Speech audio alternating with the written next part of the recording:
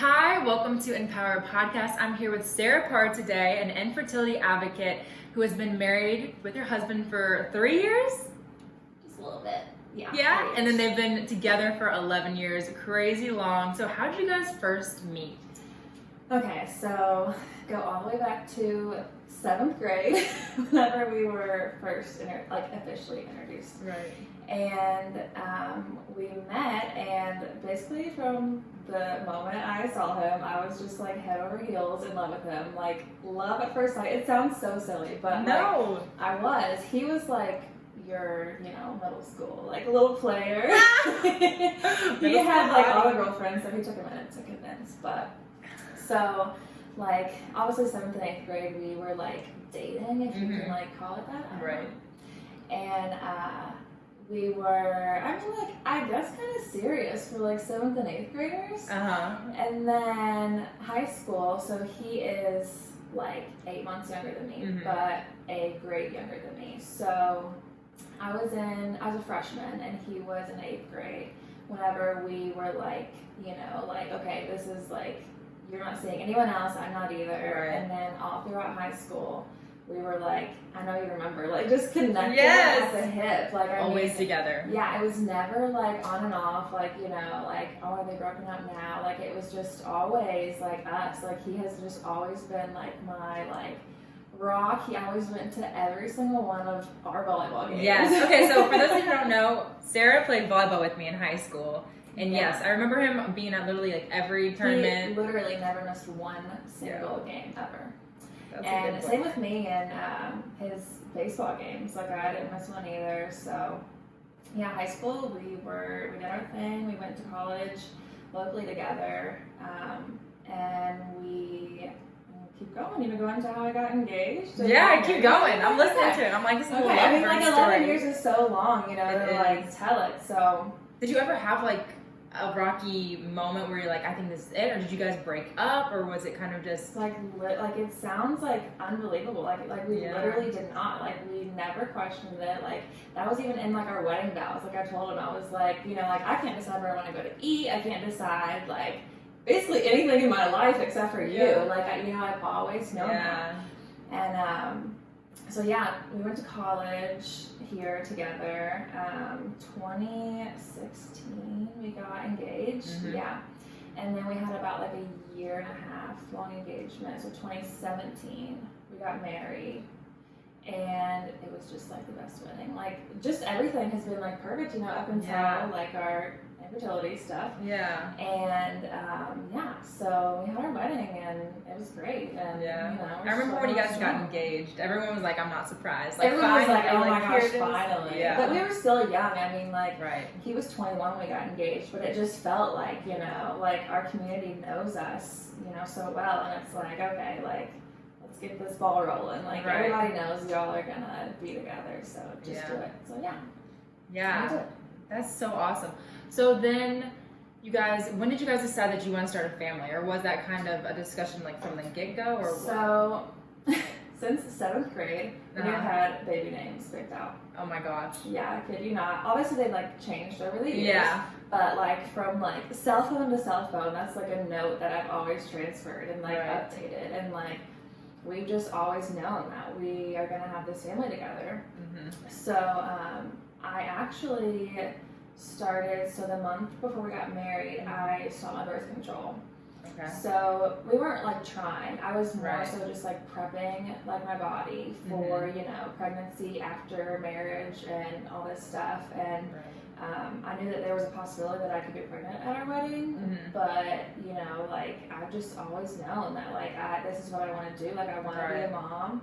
And again, it sounds cliche, but like it's just something in you. Like especially I think whenever like you, like me and Brady, like you have somebody that you love so much, like why wouldn't you want to just combine that into like an adorable little baby, so we've just kind of always been on the same page with that for sure. Yeah, and ready. So you were trying like from the get-go pretty much. Yeah, we weren't like doing like everything so like actively in the beginning. It was just like, you know, have fun with it, the natural, the baby see what happens. Yeah, and kind of just like fun and games. And then about a year went by and just nothing had happened yet. And like I said, we were both young, so I wasn't too like, oh my gosh, like I have to have a baby right now, you know, like my eggs are getting older. That was not really, you know, in the question for me. So, but a year went by and I just decided to at least just like, you know, go get checked out. Yeah. And so I went to see just like a regular OBGYN and she did like some tests and determined that I had PCOS, which my mom has that. So that was kind of in the back of my mind. And what is that?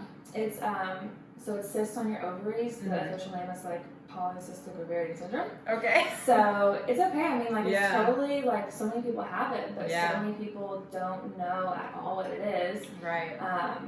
For example, my doctor, she told me, she was like, I am not comfortable with this. Like I do not know a lot about this. And I was just like, you know, like coming from your doctor, it's like scary to hear that because it's like you should know the answers and you should be able to give them to me.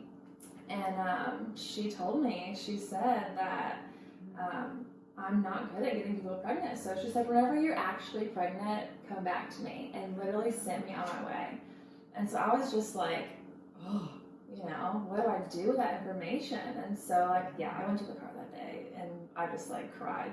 Brady just drove me home and he's like, all right, I'm getting you home. And I just like cried for like, yeah, so that was kind of like the start of like knowing that this was going to be a process. Right. Sure. Did you just then start Googling everything? Oh yeah, for sure. I mean, like all the home remedies and like everything that you can imagine. I mean, Google, it'll tell you some crazy things to do. Yeah. I mean, like, but Brady has been like such a trooper. Like, I'll find something on Google and he'll just like be like, all right, babe, I'll go to the store. Give me a list. What do I gotta buy? Like, what is something crazy that you've tried? Like, oh my gosh, I take 14 to 15 pills every single morning. You know, for one. But just like different diets, like herbal medicines, like teas, fertility teas. Like, you can look through my cabinet and I have like just some crazy stuff that has.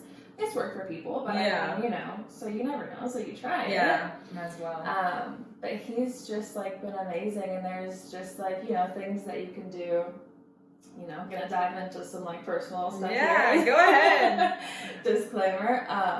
So like everyone told me, have you tried standing on your head? And I was like, what do you mean? And they were like, after you have sex, you have to stand on your head. You know, gravity will do its thing for 15 minutes. 15 minutes? Yeah. Oh and so God. I'm like, all right, babe, we gotta try. Oh my gosh, did you pass out? Okay. And so, yeah, he just like held my legs up and I'm just like standing upside down. And it's like, you know, other infertility people, they like are probably laughing because they've done it too. Like, you just try the craziest things, like, because, you know, you all want the same thing in the end. So it's like, you know, do what you gotta do. And I'm really lucky to have him, that he's, you know, willing to go through it too. To go through it, yeah, because a lot of people are just not that lucky. And like, I've talked to so many people that their marriages end over it, and they are just left in the dust, and their husbands or spouses, and they can't get through it. I mean, it definitely like makes or breaks your marriage. So yeah, I definitely feel super lucky that he's in it for the long haul. 100%. I had a class in college that was like sexual communication, and it was talking about the reason, like, I think 30% of marriages that get divorced is because of like sexual complications. Yeah, I mean, it's weird to talk about it. It is. Yeah, and especially whenever like it's not, you know, working like it like naturally should. Like, you are grown up and taught, you know, like you have sex and you're gonna get pregnant, and if you're not married, like, you know, that's the end of the world. So it's a weird switch to go your whole life pretty much avoiding like teen pregnancy and all of that, and then suddenly it's like you sign a marriage certificate and it's like, okay, well, where's the baby now? Like, suddenly it's a new day and you're not only supposed to not prevent it, like you're expected to, like, so where is it, you know? Yeah.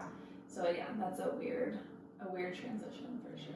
I remember like seeing your first post about being kind of like an infertility advocate, where you had the sign, it's like, stop asking women questions. Yeah, so that came about, so I guess backtrack, our second year of trying to get pregnant, after that visit with the OBGYN, so we decided one more year we were going to do it naturally on our own. I just did not feel in my heart that we were ready to just like go right into IVF and stuff like that. I just felt like I was too young.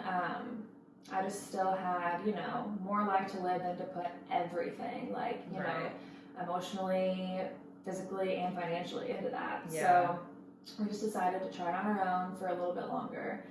And February of 2019 is whenever I got like my first positive pregnancy test. And I was like, it was really faint, but it was like definitely there. And but then just a couple of days later, like I started bleeding, and I knew what was happening, and so I miscarried.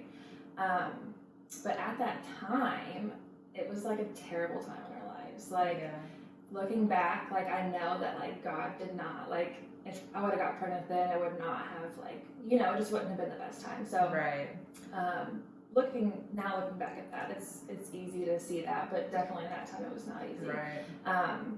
We were good, our marriage was good, but like our family was going through some like crazy stuff, like divorces, and Brady's grandpa, like that time was such a blur to me, but like it wasn't the day of the miscarriage, but maybe like the day after, the day before, he died in a car wreck.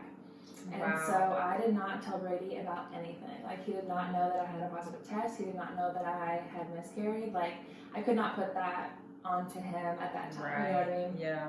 So I like dealt with that myself, because I knew that I could, and I would rather him just like, you know, get through that family stuff, and then I'll let him know and we can deal with it together. But at his grandpa's funeral, I was like pounded with baby questions, like literally, like actively, like in a miscarriage, like pounded, yes.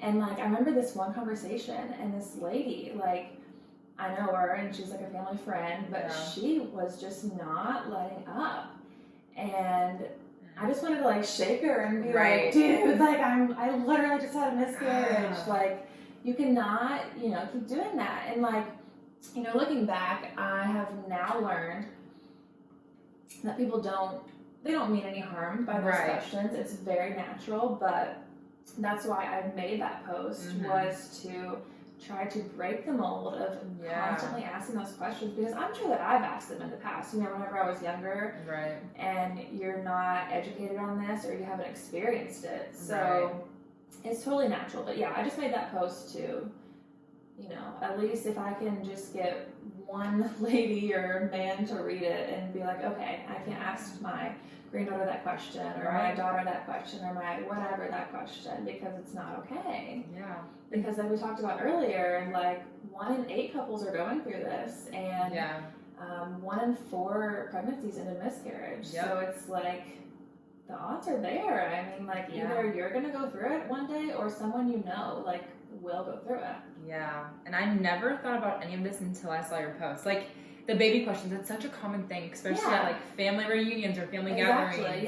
It's just kind of like you go on the list of like, okay, you ask if they're married. Okay, no, I'll ask if they have a baby. And it's like, let's just remove that, you know, along with marriage questions and a bunch of other things, but, you know, we're on this topic. So, that post, I kind of meant for it to just like go to my family, like just like a warning, like, hey guys, back off. Like, hey, you know, let's read this, and you know, you can know what we're going through a little bit, and just back off. And then like I woke up the next morning, and I was like, oh my, like what have I done? So like your other posts, I was looking through, and they're like 140 likes, and then this one got like 3,500 and like 253 comments. And like the impressions, you know how you can like scroll and look at that? It reached 100,000 people. That's crazy. And I was just like, I can't even like envision 100,000 people. But I mean, so much good came from that. I got like so many messages from people that I know, like that I would consider myself like friends with, and they've been dealing with it, but they have not spoken about it. And they're like, I'm so glad that you posted this, because like I've been wanting to open up about it, but you know, you just you don't walk into a room and be like, hey, like, I'm trying to have a baby and I'm not getting pregnant. It's not like that. It's not that easy. So, along with the positivity that came from it, there was so much backlash and like negativity. Like the messages that I got were like I definitely understand why people are so afraid to come forward about it, because I got so many messages that they were just like, you're so selfish, you can just adopt, like literally cry me a river is like the messages that I got. There's bigger problems in the world, and it's like they were just like, you know, F you, I'm gonna ask whoever I want if they're having a baby. Just like, I mean, I know it's the internet, and I know people like literally live to get this attention, and that's why I ended up like turning the comments off on it. I was like, you know, share it if you want in a positive light, but I'm not gonna look at these, you know, comments and stuff. And yeah, I mean, like I said, I understand that that's such a normal thing to ask, and I wasn't trying to like, you know, say don't, because I don't want people to walk on eggshells around me. I want them to, you know our journey and know our story, but ask in a different way than like, where's the baby? You know, like you can just be like, you know, how's your journey going? Like, if you need to talk, like I'm here, and then I would love to open up about it. Yeah, or like, what's your plans in the future? Yeah, not like, or even not baby stuff. You know, like how's your job going? Like, yeah.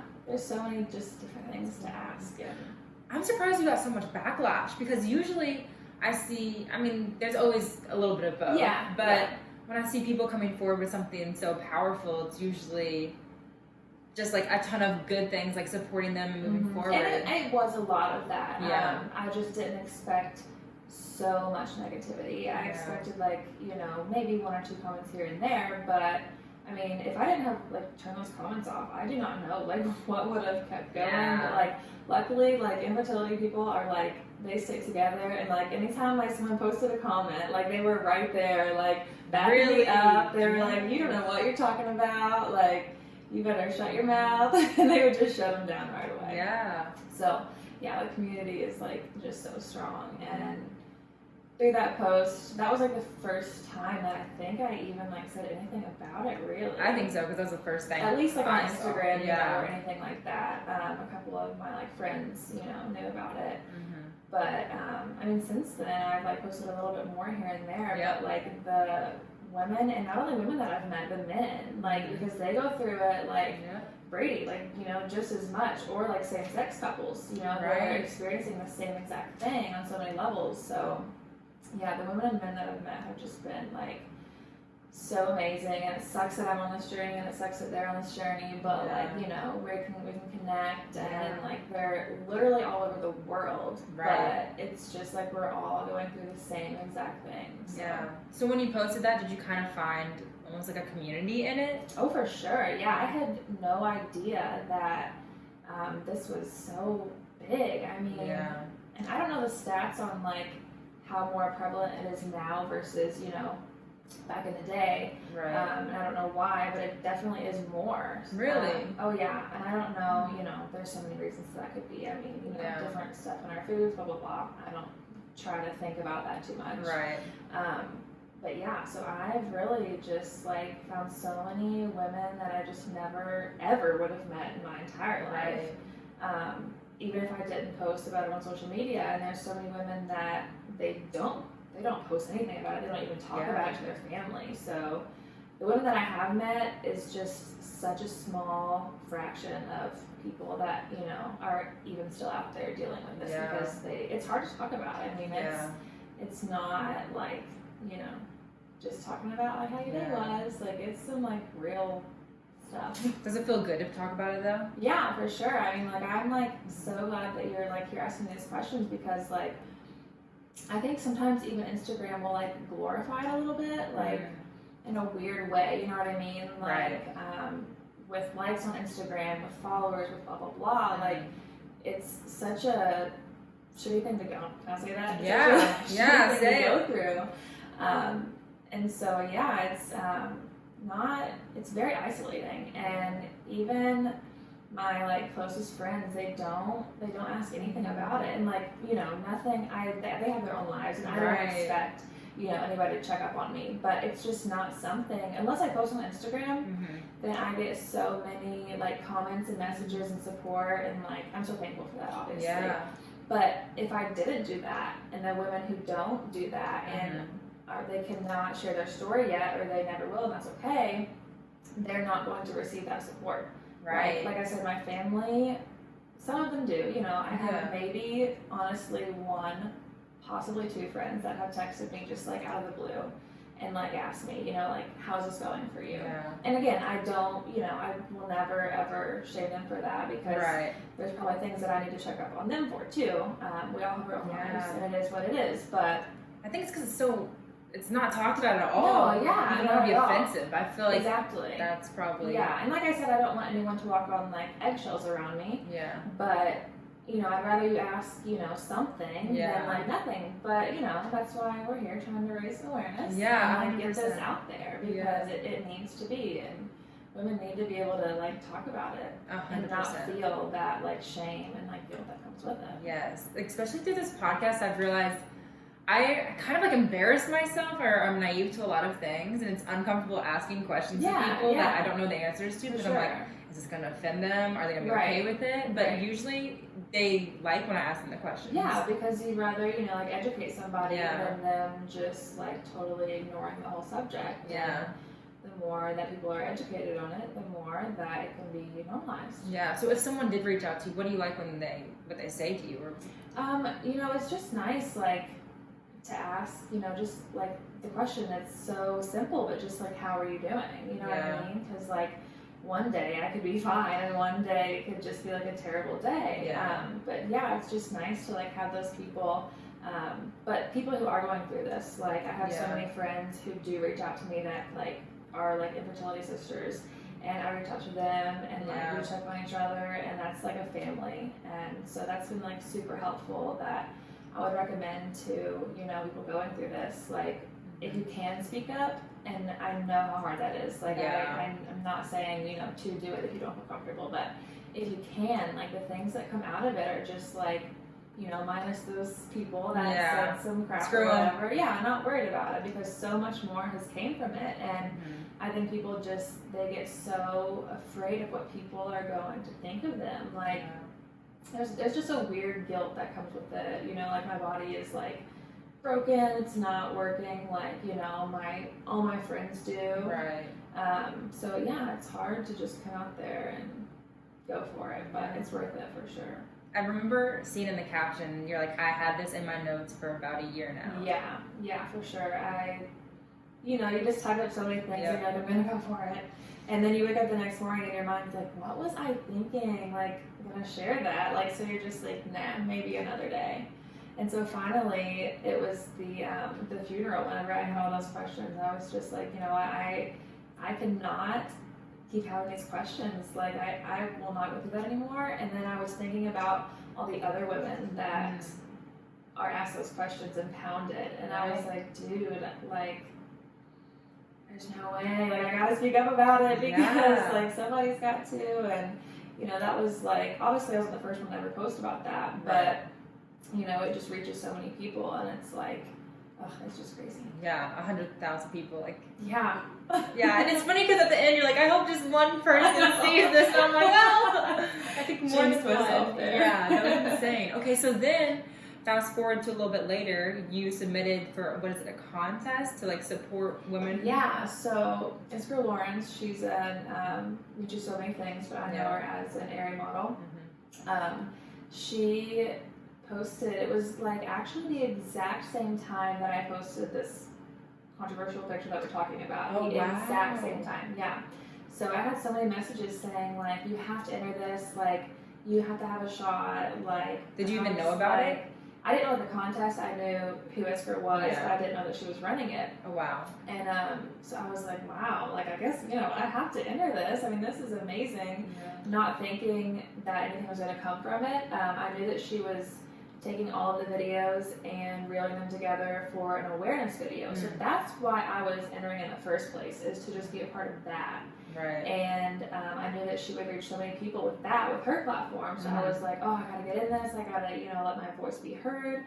And, if I won, it's a bonus, but I never in my life thought that was going to be the case. So I didn't even tell Brady about it. Really? Yeah, he had no clue that I entered. I just like recorded the video and sent it in, and I was like, oh, I'm so like thankful that she's doing this, and like I get to have my voice be heard. And months went by, and I was just like, oh, I wonder who won. I want to like, you know, follow up with them and see like how their journey goes. And then our friend Catlin was over here one day, and we were sitting right here, and like my phone just dinged, and I just checked it, and I see her name in my Instagram DMs, and I'm just like, maybe she just wants to let me know she got my video. Yeah.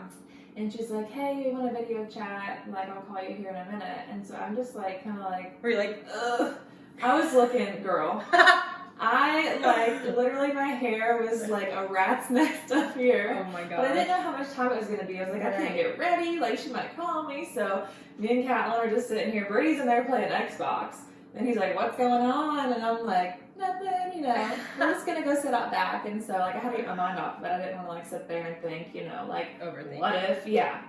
So we went out back, and then my phone just rings, and there's her, and I'm like, hey girl. And so she like just jumped right into it. She's like, I loved your video, and I just wanted to be the one to tell you the news that we're gifting you with $10,000 toward your infertility journey and your treatments. And because none of this is covered by insurance, it's literally all out of pocket. And that's why so many people don't get their end goal of having a baby, is because you can't just come up with that money out of nowhere. Right. So, yeah, I mean, then Catlin yells for Brady, and she's like, Brady, get your butt out here. I can see her doing that. Yeah, and he comes out, and I'm just like, he has to process that I entered this contest, and that it's for Lawrence's on the phone, and that we just won $10,000 for, doctor stuff. And so he's just like, he was in shock for like a solid 3 days. I couldn't stop crying. Like, there was something wrong with me that it was waterworks I sat on that couch until the next day. Like, I did not sleep that night, and I was just like in total shock. But we are just so thankful for that. Yeah. Because it came at the exact time that we had planned to start this on our own and try to somehow pay for it. But I mean, I'm a teacher. He works on cars. It's just, we realistically knew that this was going to be a really slow, like, saving up thing. And so then that came, and just perfect timing. And I feel so thankful. And like I told her over and over, I was like, how can I ever like repay you for this? Like, how can I thank you possibly enough? And she actually picked another girl too, so 2 women won it. And so it's pretty cool that we're gonna like go on a journey together pretty much. But there's also like a guilt behind it, because like I know that other people are not that lucky to just win a random contest like we did.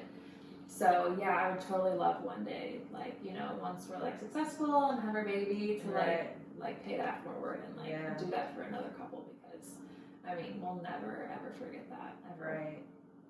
Dude, that's crazy. I know. What was she saying when you're like, how can I repay you? She was probably crying too. She was like, you already did, just by like being you. And she just like commented on like my Instagram pictures that we were talking about, just raising awareness, and she was just really thankful that I've, made my voice heard in that, and so she just really just wanted to help, continue that. So yeah, it was just a big cry fest for this one. I was pretty much blacked out. I didn't even really know what was happening. Yeah, that would be such a weird feeling. Yeah, it was. And then Catlin's recording, Catlin's crying, and then we're all just crying. I can totally see Catlin like.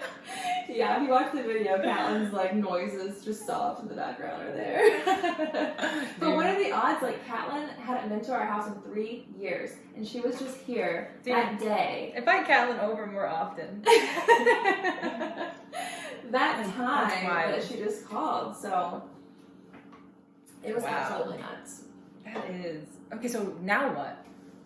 So now we actually have our first consultation with our new fertility endocrinologist specialist on Monday. Oh, on Monday. Yeah. which will be virtual. I'll just pop it up in here, and you know, it'll be weird, but we're gonna set a game plan and like, you know, just go for it. I don't know really what the steps are gonna be. Probably we'll do like IUI first. What's that? That is, so there's IUI and there's IVF. So IUI is less invasive. It's pretty much the step before IVF. Okay. IVF is like the big dog, like that's like the test tube really baby, right? Expensive. Yeah, yeah. Like they do everything outside of your body and like, you know, put the baby into you whenever it's pretty much ready to go. Right. But IUI is it's less expensive than that, and it's just like the, you know, baby of IVF, and it's pretty much where they take the dad's sperm and they wash it and they make it like as perfect as possible, and then they like inject it into you, so like whenever you ovulate and stuff. Yeah. So it's supposed to be just like perfect timing. So, you know, hopefully that'll work before we have to do anything else. So. Wow, that's crazy. Yeah. So with all this happening, and you kind of have become an advocate for it, like, without even trying. Yeah. So what do you tell women that come to you and like ask you like, how are you doing, or how are you getting through it, or asking you for advice? You know, really, it's just like, I just tell them like, do whatever you feel, like whatever your body's telling you, whatever your heart is telling you to do, because I feel like there's so many like Facebook groups and like books, and it's like, do this, this, this, and it's like, it can be so overwhelming, and it's like, oh my gosh, like you have to set like boundaries with yourself, and it's like, take it day by day. Like there was this one quote that I read that I just loved, and it was like, it said, courage does not always roar, and it's like, maybe like your courage one day is just waking up, you know, and getting out of bed that day, or waking up and taking those pills that you don't want to take for the millionth time that still haven't worked, or, you know, whatever it may be. So yeah, I would just say, just do whatever you have to do. Yeah. I feel like to take care of you at the end of the day. Because you can't just have a baby and then you're broken from this. You know, you still gotta, at the end, have your baby and then be the best moment you can be, and not, you know, so crumbled from what this does to you. Yeah. It sounds like you need a lot of hope. Yeah, for sure. And hope faith. and faith, you know, whatever that may be for each person, it's different. But yeah, it just goes back to whatever works for you. It's not going to work for the next person. I can't tell you, like, I've done this, so that's going to work for you. And people try to do that. I mean, and to sell stuff, and just like, it just gets into this big mess, and it's like, you just have to really take it day by day. And yeah, your body will tell you, you know, what you need to do and what you need to not do and hold back on. And yeah, these women are crazy strong. I mean, I haven't even like, you know, gone as far as some of these other women have. And so I'm still learning, like, you know, if you're watching this and like I've said wrong things, like educate me. Like I'm still learning about this, and I want to like be corrected, or you know, like whatever. And I know I'll probably watch this one day and be like, girl, you know, you didn't even know it was coming for you and stuff. But it's like, you just gotta, you know, do whatever you feels right. And I just want to like support in any way that I can. Like, you know, whatever makes you feel good is what you should do. Yeah, 100%.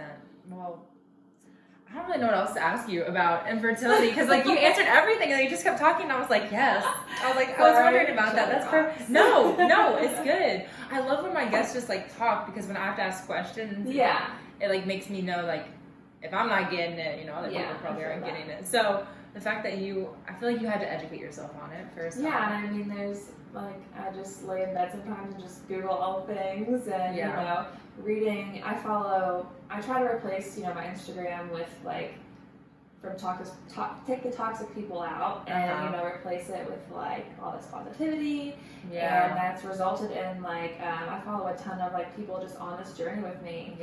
And I think that like, I like my story. You have to love your story. I mean, you know what I mean? It's your journey. Weird. Yeah, but I like to tell my story because we don't have a baby yet. And I have, like, almost everything that I ever listen to or watch is, now we have a baby, and, like, it's worked for us, and blah, blah, blah. And it's like, that's wonderful. You know, I'm not downplaying that. I'm so happy for you. But, like, the feeling is not, you know, they were feeling this at one point, right. but they have that end result. Right. And so that's why I like talking to women, because I'm still in that journey with them, and, you know, like in the dead center of it. And so it's really raw, and it's, you know, I don't have a baby and I'm looking back on that time like I am in that time. So. I feel like so many people want to wait to tell the hard parts until the good parts come. I hear that all the time. Like, I was listening to a podcast today, and she was just like, you know, I wanted to have my success story so I can, you know, say, to have hope and to hang on because this is the end result. And it's like, I don't know, I think like the middle of the sandwich is the best. Like, you know, like if you feel comfortable, then tell your story. Like, you know, just go for it. So that's just what I've been doing. Yeah, no, I love that because it's so empowering, because I'm sure that those moms out there that already have the baby probably aren't looking at how to be more fertile or how to you know, exactly. look And so into I just feel like I can relate so much more. And again, I'm not, you know, downplaying their fertility journey to get there, because I'm sure I know they felt all those emotions and all of that. It's just different once you do have that baby at the end, and you know. It seems like, oh, it was all worth it, I'd maybe do it over again or whatever, but like right now it's like, you know, it's just like raw and real, and it's like you're pissed, and it's like, you know, this just sucks, but you know, we're in it together, so you know, we'll just talk about it. So what are two things? One, what is something that people that might not be going for infertility, or well, people that might not go through infertility problems, like what can you tell them, or like what is your message to them on, like, I guess, talking about it? We kind of talked about that a little bit. And then other women that are going through it that don't know how to talk to people or don't know how to open up about it, but want to. So this is something that I feel like it's weird, because it's just like one of those things that, like, one time in your life, maybe it's not right now, maybe not anytime soon, but you are going to experience this journey, whether that is trying to have a kid or the decision to not have kids. That's the same. You go through the same things. You get kind of with the same questions. So I mean, really, it's just to educate yourself. I think it's like so important. I mean, I like strongly feel like there should be a class at school about like infertility issues, just like there is about sex. Because, like I said, you go your whole life with just like you have sex, you get pregnant, and you know, whatever. But no one prepares you for this, like not even in the slightest. So, and not just like, don't scare yourself, like, you know, don't like worry about it, but just, you know, educate yourself. And if you're lucky and you don't have to go through it, you'll know how to help, you know, somebody else that probably, like, you will know them and they'll go through it. So, you know, it's kind of like a win-win. Yeah, if you start early. Yeah, because it's like, I mean, it's one of those statistics that you hear in school about, like, sex. Like, if you have sex early, this will happen, and it's, like, such a bad thing. What if they told you, like, 1 in, what'd you say, 8 women? 1 in 8 couples. And then 1 in 4 pregnancies and miscarriage. Like, what if they knew that? Like, that'd be a whole different way of thinking about it, and how to go about it, and how to feel if something happens. Because I know so many people, I actually have a few other friends that have had miscarriages before, and they were just devastated by it. They felt like, because you're totally blindsided. I mean, like, you know, if you're trying to get pregnant, you get pregnant, and it's like, oh, you know, we're gonna have a baby. Let's tell everybody, and it's like you have no idea what can happen from that. And it's, I don't want to say it's likely, but it's, you know, very, very, very possible, especially at the beginning stages, for that to happen. So I would much rather, you know, if I could go back and tell my younger self, you know, like. People, it's really a miracle people even get pregnant. Like the like biology and like chemistry and everything of it. Like it's such a miracle that it happens, and people think it's just like so easy. And you know, it's just not. I mean, for some people it is, and that's truly wonderful. And that's the other thing about going through this is like on your timeline, like literally everyone and their sister is pregnant, and it's such a weird feeling because you truly are happy for them, but like this journey just brings out so many like bad feelings in you that you like don't want to admit, but you know what I mean? You see like so and so get pregnant, and it's like, oh, like I'm happy for her, but like I kind of like tell people to think about it that haven't been on this journey. It's like, you know, imagine everyone you know pretty much gets handed like $15 million, but you like just don't, and you have to wait for however long, and it's like, I'm so happy for you that you have that money, like your life is going to be amazing, but like, oh, I want it too. So it's hard. It brings out a lot of, you know, feelings that really test you, but at the end, definitely just make you stronger. Yeah. Wow. And so, what is your favorite quote? I always like to end these with like my favorite quote. Well, not my favorite quote, but my guest favorite quote. No, but actually, when you were talking, it did make me think of some quote. It was I love the quotes. Yeah, I've been reading this book called Dare to Lead by Brady and it was talking about being a leader, and like, you're a leader just by telling your story. Yeah. And it's talking and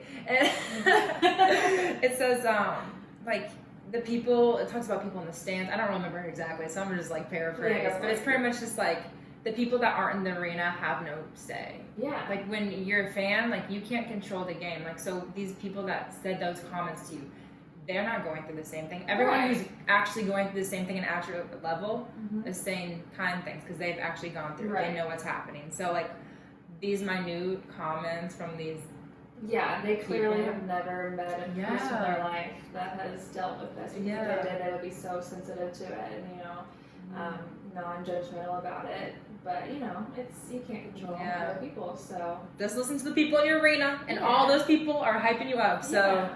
So I guess I don't really have like a quote, but I mean, like, my advice to people going through this is to just not lose yourself, because it is like so easy to do. I mean, this becomes your job. Like, you know, every morning I take all these pills, every night I take all these pills. Every single day I track my temperatures, like my internal body temperature on a chart. Like, I do charting. Like, it becomes your life, and it's like, I have to have sex at 12 o'clock today. Like, people give themselves injections like multiple times a day. Wow. And it's just like, you know, you kind of get into the habit of like day after day after day. And it's like, you were a person before infertility happened to you. So like, just don't lose her or him or whatever, and stay true to that and come out at the end just stronger. It's easier said than done, but dude, 100%. So that sounds like a lot, honestly. Like, what you have to do on a daily basis. What keeps you from just like skipping days or getting lazy? I mean, there's been plenty of times that I've just said F it, like throw in the towel. Like, I've canceled my subscriptions to like my tracking stuff. I've like threw out meds. But then you remember, you know, you wake up and it's like, crap, you know, why did I do that? Now I gotta go do it all over again.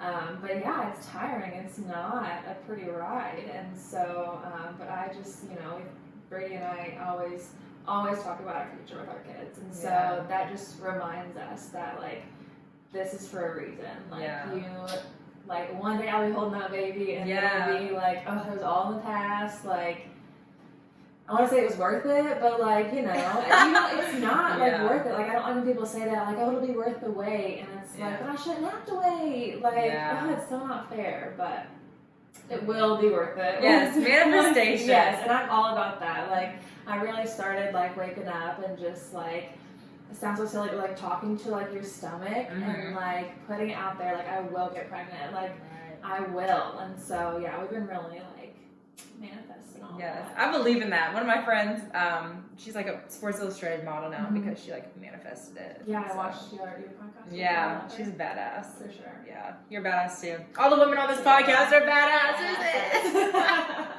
No, but seriously, thank you so much for telling your story and talking about it. So much. I mean, like, honestly, so much for having me and talking about it with me and not being scared to talk about it. Yeah, I mean, I'm just like, whatever. I'll like throw myself out there and just because asking some of the questions, like, I'm like, oh my god, I don't want to offend her. Yeah, but at the same time, I totally get that. Yeah, so I'm the same way, but good things come from it.